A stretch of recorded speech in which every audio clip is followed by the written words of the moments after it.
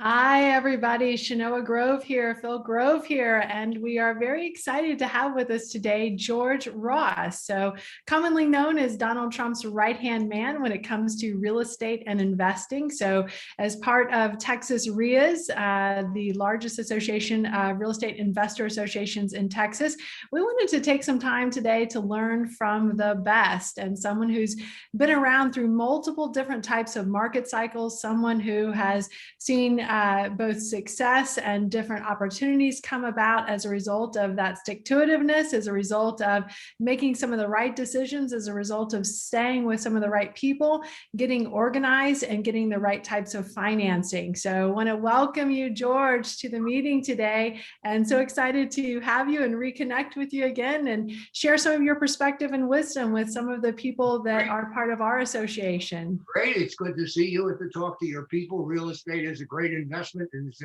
as good an investment now, or maybe better than it has been in a long while. There are plenty of opportunities, and anybody that knows what they're doing can do very well. So I'm happy to be here, and I think to talk to your people. Well, I appreciate that a lot. So I've got my husband, Phil, with me, and he and I have been investing together for almost 2 decades. And we still, to this day, consider ourselves students of the market. We love learning from other people, and we love associating ourselves with other successful people who can share different habits that are part of their lives, different philosophies, and hope to not only incorporate those habits and philosophies in our own business and grow our own understanding in our own network, but also hope to share those same philosophies with other people as they are growing up in their business and as they are looking forward to either starting real estate investing or scale up their business in real estate investing, because it takes a completely different mindset to be able to start your business than to be able to scale your business. And I was wondering if you could just share some of your philosophies about real estate investing and how the most successful people both get started and stay relevant and not just survive, but really thrive, especially as the market throws out all sorts of different kinds of disruptions, like the one we're in right now today. Yeah, that's what we're saying. Fine, that's good. I understand where you're coming from, or where the people are coming from, and they must understand that real estate, you can't talk of it generally as real estate. Each property, each building, each area is entirely different. So buildings in areas are different. You have to know what you're doing in that area, what the building is for. Is it residential? Is it commercial? Are we're gonna fix? Is it a fix up? We're going to do it and fix it up and sell it in a year. We're going to keep it long term.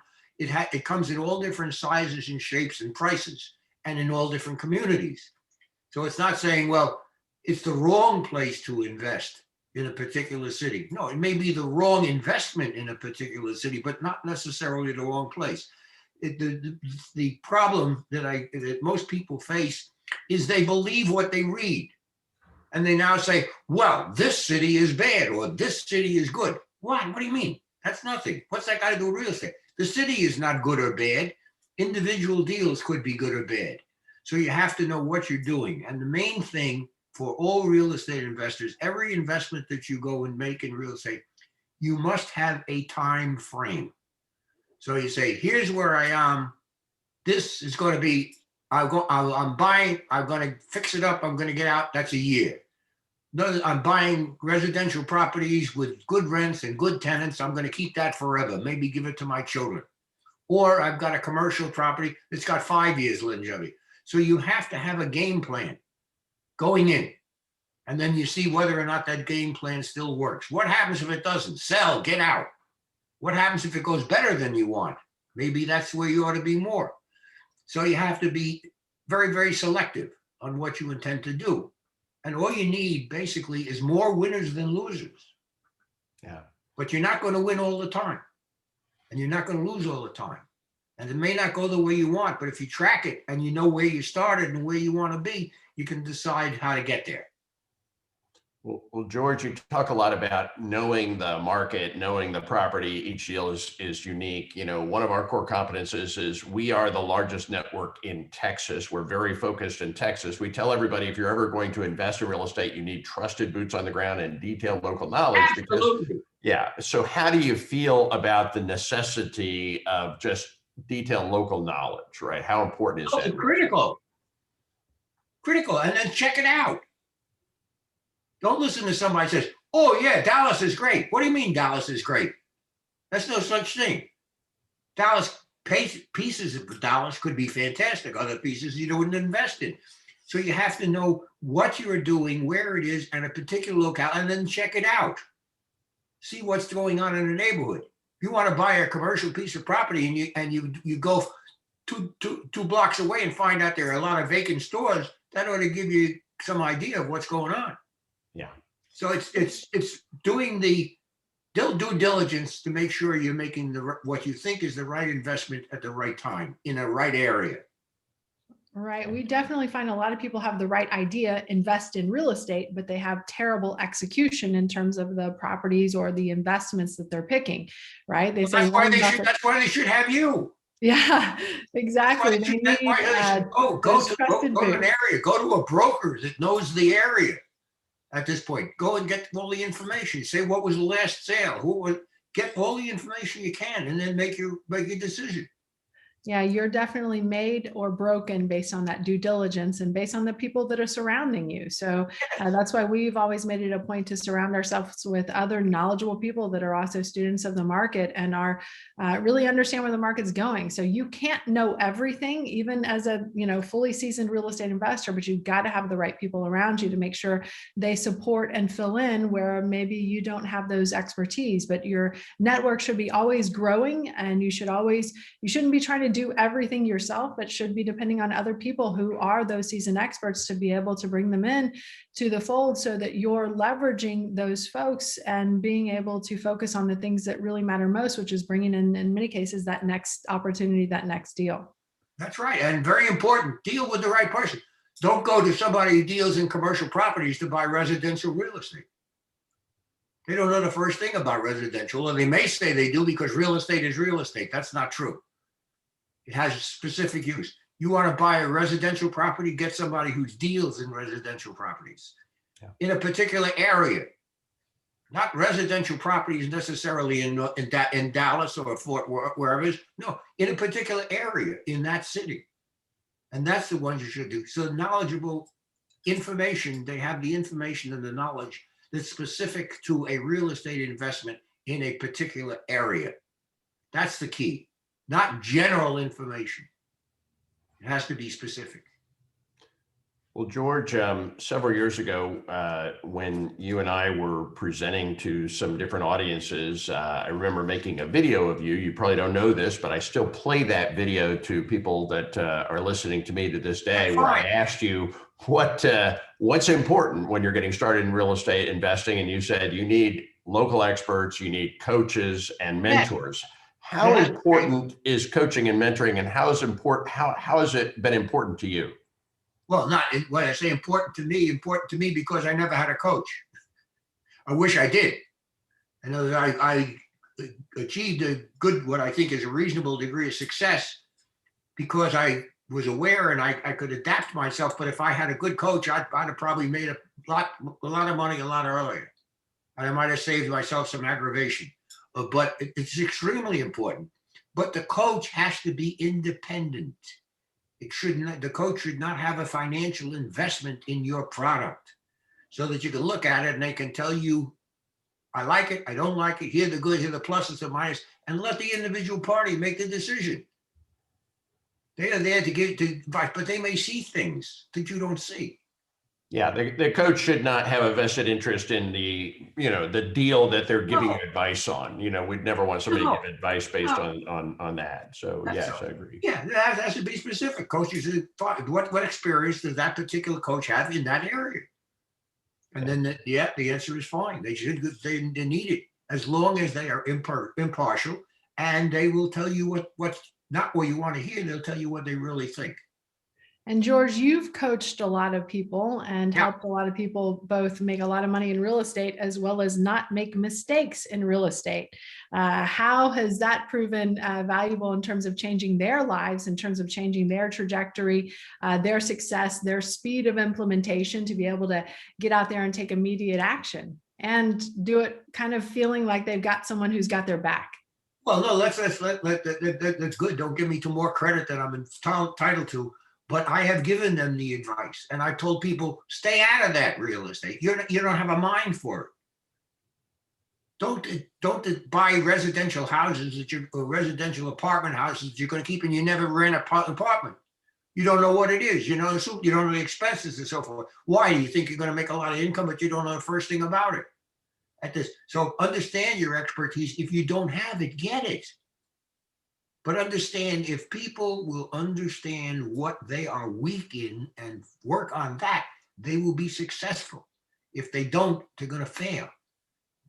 Because that's how you grow. You grow by making mistakes, not by being successful. But the mistake shouldn't be fatal. Don't bet the ranch on any one particular development or one particular house. Yeah, I think in general, the advice, stay in your lane, is really great advice, but that doesn't mean that your lane has to be narrow. That means you can kind of grow it over time, but you supplement and can grow that lane by just having other people around you that have driven that path before, right? And can give you the advice on what works and what doesn't work. So, one of the things we run into a lot is, just because of the, proliferation over the last, 25 plus years of the internet, there are a lot of people online who are teaching how to invest in real estate. And sometimes I joke that some of our students are in YouTube University. And sometimes, and we all know the internet knows everything, but sometimes the internet points you in this direction, which can be very confusing. So the information's a lot of times out of order, but you still see people trying to kind of piece it together and take all the time to be able to do that, and just ultimately not really getting anywhere. That's So terrible. what would you say to someone who's just trying to learn it all themselves, just, looking around, poking around the internet, versus someone who really has a plan in place? I would say to those particular people, if you have a lot of money, trust it now, because you're going to lose it. You can't succeed in real estate if you don't have the right people and the right time and the right motive. It doesn't work. You may be lucky. You can win, sure, but you're going to lose in the long range. You got to deal with the experts, and that's cheap. Whatever you're paying them, that's cheap, because you're learning things, and it's going to save you tremendous amount of money and aggravation. Yeah, Phil often says experience is the toughest teacher out there, because experience gives you the test first and the lesson after, right? Correct. You want to be with people who can give you that lesson before you get the test, which I think is so incredibly important. Yeah. So thank you for sharing that perspective. And I'm very, when you say sharing the perspective, this is something I say, I as far as I would insist upon. Yeah. For me and on people, I said, look, don't talk about how much real estate, how much your friend made or your partner made or somebody made in real estate. Don't talk that. You want to talk a specific deal, and if that fits your budget, fits your needs, fits your background, talk to the experts and find out what's available. If you don't do that, you are ultimately doomed for failure. You may have initial success, but you're doomed for failure. Well, that seems like good advice, and it's the same thing, right? I mean, to get expert advice. It's cheaper to pay an expert to give you advice than to figure it out through trial and error, and yet everybody tries to figure it out through trial and error. Why do you think that is? Well, why? Because for example, it's because they're listening to what's in the media.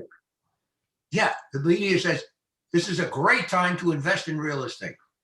Right? So therefore, at that point, let's say now is a great time to buy something in Fort Worth. All right, what? Yeah, where? What are they talking about? What's a great time? What are you buying? What makes you say? So it's they deal in platitudes without getting down to the specifics. Real estate is specific. You got a particular piece of real estate in a particular area at a particular time.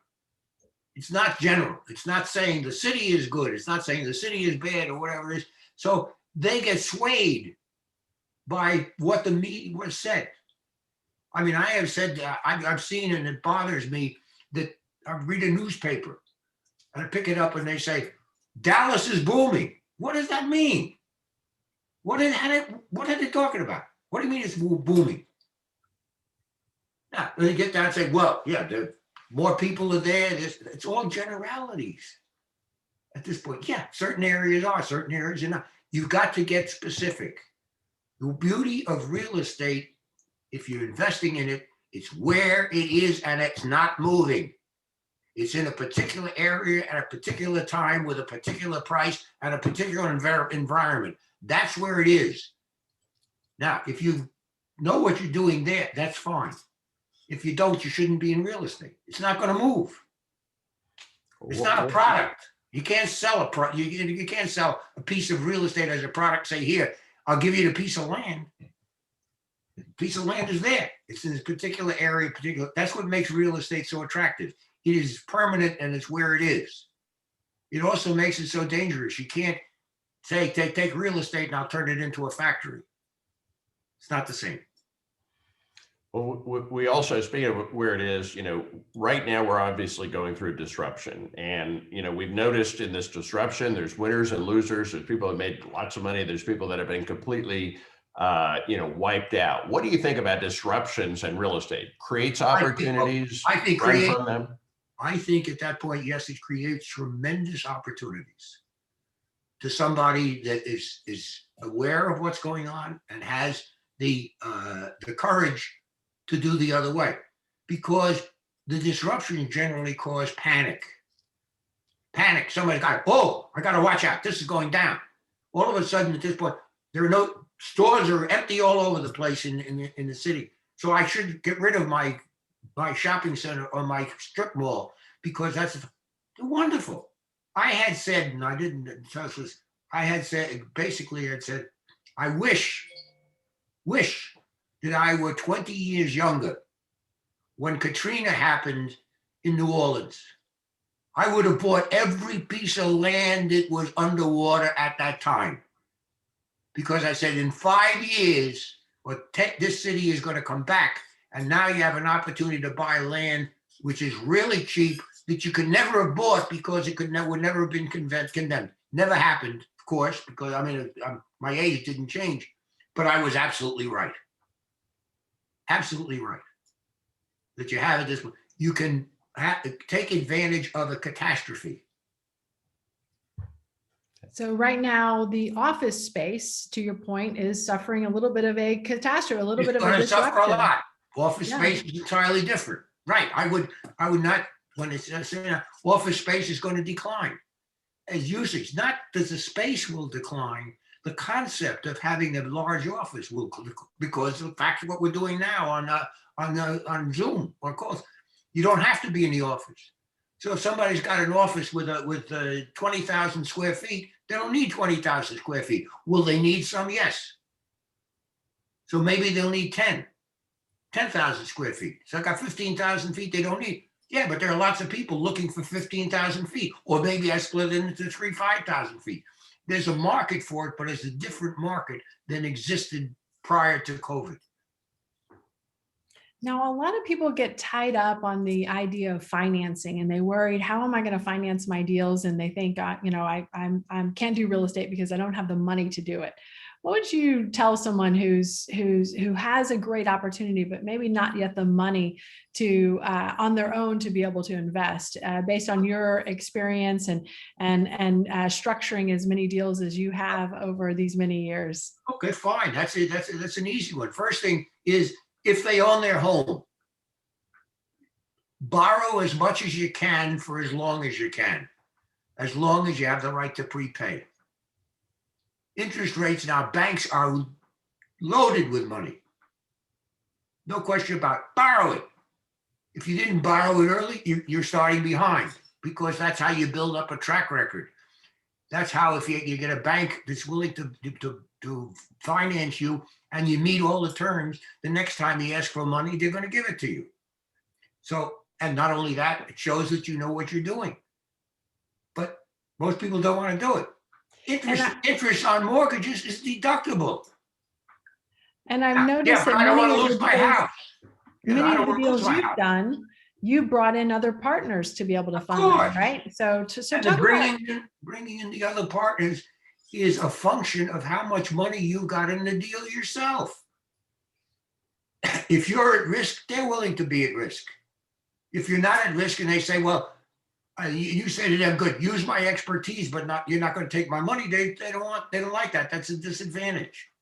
So you have to have courage in what you're selling by participating. And the money is available at this. So you start slowly with your bank, whatever it is, and build it up. And the more you have, the more you do it, the easier it is. Because people find that you know what you're doing, they will have confidence and make the investment in you. And they will tell other people about that. And before you know it, you've got a source of funds that you didn't have before. And it's available to you for whatever it is you want. Yeah, I think bringing in and relying on other investors can be very beneficial to everybody involved. So obviously, we're always trying to Not only that, they will talk to other investors. They will get you more involved. Say, look, I'm getting a check every week. I've got this. I went into this deal and look how it turned out. It turned out great. So that they know what they're doing, then you get more investors and it's easier. Then not only that, the easiest way to get investors is not to take their money. So if somebody says, I'll give you $100,000, say, I don't want 100,000, I'll take 50. And they'll fight to give you the other 50. Because they know they're going to make money on their money. That's correct. Yeah. So George, you're the author of 2 best-selling books. You were the judge of the Celebrity Apprentice for many, many years. You're the architect of 40 Wall Street, one of the greatest real estate transactions ever done. And you're Absolutely also the greatest of my lifetime. And I think that's what probably anybody else's lifetime. Take something that you buy for $1 million and make it worth 520 million. Well, I heard it was worth close to $1 billion at this point. So depends on who you ask. Yes. Well, and you've also been called Donald Trump's right-hand man for many years. And, you know, we're not political at all here. We don't speak for Republicans. We don't speak for Democrats. And we don't even get into politics. But I got to ask you a question. What was it like working for all those years with Donald Trump? It was a delight. Yeah. It was a delight. Understand this. Why it was a delight. I had a very unusual relationship. I was there because I wanted to be there. I wanted to be part of excitement, new buildings. I was an advisor. He couldn't fire me because he never hired me. I was there on a voluntary basis. He would ask my advice on certain things and I would tell him exactly what I thought. I didn't care whether he liked it or didn't like it, or that's what he wanted to hear. I couldn't care less. He could adapt it or not. But the beauty of it was that he trusted my opinion as being an honest opinion. And he would relax on it and he would act on it. If I told him, Donald, I think this is a great deal, he would do it, probably. If I told him I think it's a bad deal, he still might do it. But that's at his risk. I'd tell him just what I thought. And he had full faith in letting me carry the ball to help make it happen.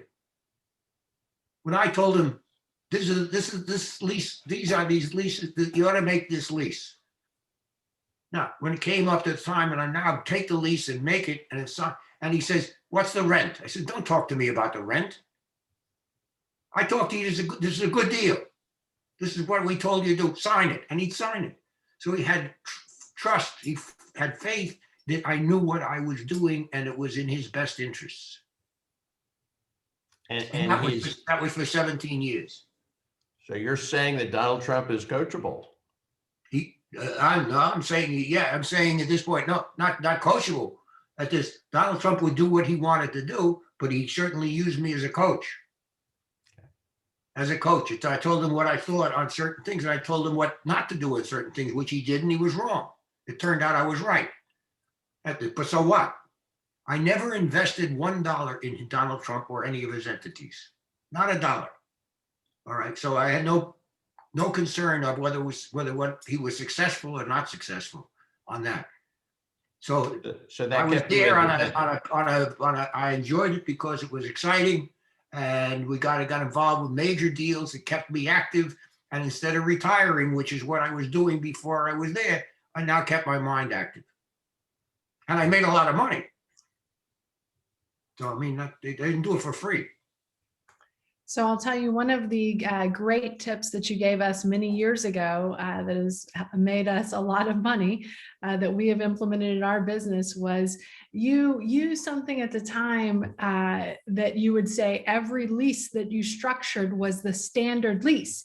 And you had mentioned to us that you had about 17 different standard leases. Only 7. Only 7. And we had changed one of our pieces of paperwork to make it the standard contract. Great. And because we use that terminology, even though we had multiple contracts, right, it really helped us in terms of shifting someone's perspective so that we were able to push a deal forward. So I wanted to thank you for that advice, or to thank you for that coaching, because it helped a lot and helped push a lot of our deals forward as well. Well, absolutely. But this was part of my negotiation technique, because people have a tendency to believe what they read. Yeah. If I tell you it's a standard lease, you think it is. What does that mean? They don't know, but it's standard. So that's what I read it. It's the same way if I read something in the New York Times, everybody says, "Oh, it's true." That's nonsense. It's somebody's opinion of what's true, but nevertheless, that's where it was. So they have a tendency to believe what's there if it looks authentic. And that's I think you purpose called of what that it was. This looks my standard. Now, it could be the worst lease in the world, but if they think it's authentic, many times they'll get fooled by what you've written. Well, I think you call that the aura of authenticity, if I remember the lesson. You got it. And I think as a result of you, we have about 200 standard contracts. So thank you very much for that. Good. Good. And you can adapt it to the particular situation. When I had my standard form of lease, if I liked the lawyer on the other side, I gave him the best one. If I hated him, I gave him the worst one. So it's this. And then many times when they spoke to their client, they would say, "Oh yeah, I'm familiar with this. It's the standard form of lease." And I would look and I say, "You ought to be disbarred. You don't know what's in there." So George, if you were to give a little advice to people in their 20s or 30s or maybe even 40s that are thinking about this, we're just starting out in real estate. Yeah. Just getting started, kind of think this real estate thing sounds interesting. What would your best advice be to those people that are just getting started? Deal with somebody that knows what they're doing and has had experience in your particular price range or what you're looking to do. So you know it. If the maximum that you can invest is $100,000, don't look at $1 million piece of property. Right. But on the other hand, don't look at a $10,000 piece of property. You'll need 10 of them to make the 100. Yeah. So it's just knowing what your appetite is at a point in time and then reacting to that. Well, George, we really appreciate you spending a little time with us today. It's been great seeing you again. Great seeing you again too. Awesome. So any other comments, and we'll let George go? Yeah, I mean, if we have just one more moment, I would just like to ask, what are some of your daily habits that keep you active, that keep you engaged, that keep you winning, that you've just kind of grown to love, and your time is investing and coaching others? What might some of those be that some other people could adopt that might be listening? That's a very good question. First of all, let's put it, if you have your health, everything else is second best. Understand that, if you're lucky. And if you have your health and you have your mind, you're way ahead of the game. Fortunately, I have both at this, even though I'm in the 90s.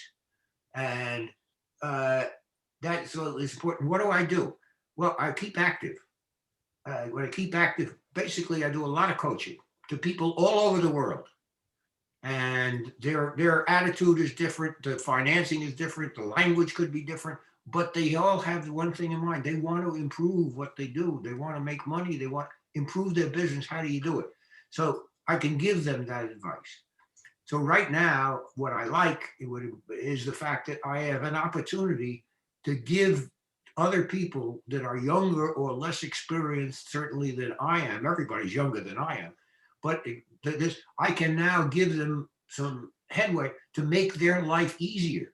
And the business world today is very complex, much more complex than it was years ago when I was in my heyday making money for myself.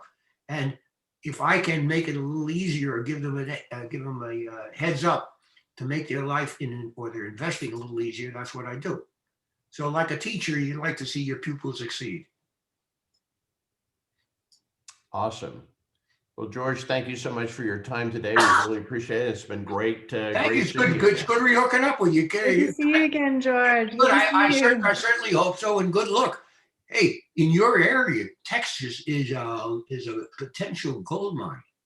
It is a gold mine. Yes, indeed. Especially with whatever's going on with the oil and gas industry. Well, Wow. and everybody's moving here, and they all want to buy real estate, and they're not making any more land, so it's a good Well, time yeah, to yeah, but you got plenty there. You don't need to make more at this. You know, that's for sure. So, you know, you remind me to take a side trip to there was a farmer from Israel who got in touch with, happened to meet a farmer from Texas, and they were talking about the business. And the farmer in Israel said to the farmer in Texas, they were talking, and the farmer in Israel says, "Oh, well, yeah, I says, you see that post over there?" He says, that's the end of my land. How about you? And well, the farmer in Texas didn't want to say anything. He said, well, you know, I can get in my car and it takes me 3 days to get to the end of my land. And the Israeli says, I used to have a car like that too.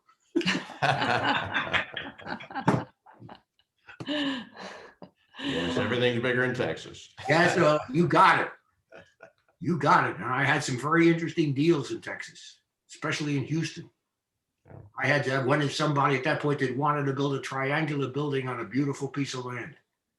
And I said, why in the world do you want to build a triangular building? Because the windows are going to be terrible. Yeah, but it's interesting. I said, you want to make money? You want something of interest. But that's, you know, you're different. Houston, you had no zoning. You could build whatever you want. That's exactly correct. Right. Wild West, we call it, the Wild West. It is the Wild West. Yeah. And if you travel some of your roads, that's the Wild West. But George, pleasure talking to you. Any parting advice that you want to give to any of the members of our association to help them as the parting advice certainly is, yes, the association deal with the two people that we're talking about, to the groves. They know what they're doing. They are sophisticated. They can be very helpful in whatever you want to do in real estate. If they can't do it themselves, they'll put you to the right person who can. And that's invaluable. Don't deal with your brother-in-law or somebody that says, I am successful, I know everything. Nobody knows everything. So deal with the experts and you'll come out fine. That's my advice. Well, thank you, George. Appreciate that. That means a lot to Phil and I, especially coming from you. So thank you, and look forward to sharing more time with you guys and sharing more time with you and introducing you to our folks. Anytime, I'm happy to, you know, as long as I'm capable, I'll give you whatever help I can. Wonderful, George. All right, take care. See you soon. Okay, bye now. Bye.